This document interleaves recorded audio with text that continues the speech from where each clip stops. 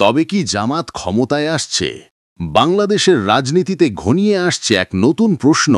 ভোটের মাঠে কি আবার ফিরে আসছে ইসলামপন্থী রাজনীতির উত্থান?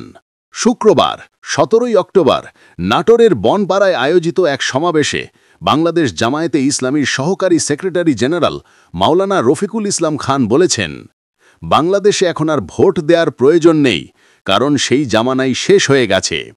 তিনি দাবি করেন, যে দল একসময় ভাবত পুরো দেশই তাদের দখলে, তাদের ভাব এখন কমতে শুরু করেছে। দেশের 4টি বড় বিশ্ববিদ্যালয়ের নির্বাচনে তারা হেরেছে, এটাই আসন্ন জাতীয় নির্বাচনের আগাম বার্তা। রফিকুল ইসলাম খান বলেন, আমরা জুলাই সনদের বাস্তবায়ন ও পিআর পদ্ধতিতে নির্বাচনের জন্য আন্দোলন করছি।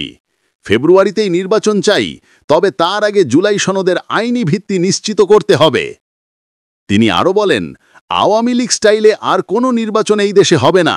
গণতন্ত্র ফিরিয়ে আনতে হলে সংবিধানের মৌলিক পরিবর্তন দরকার। এই সমাবেশে উপস্থিত ছিলেন জেলা জামায়াতের আমির ডক্টর মীর নুরুল ইসলাম, নায়েবে আমির অধ্যাপক ইউনুস আলী, অধ্যক্ষ দেলোয়ার হোসাইন খান সহ শীর্ষ নেতারা।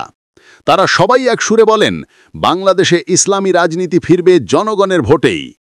রাজনৈতিক বিশ্লেষকরা বলছেন, জামায়াত সাম্প্রতিক সময়ে সরাসরি জনসম্পৃক্ততা বাড়াতে মাঠে নেমেছে।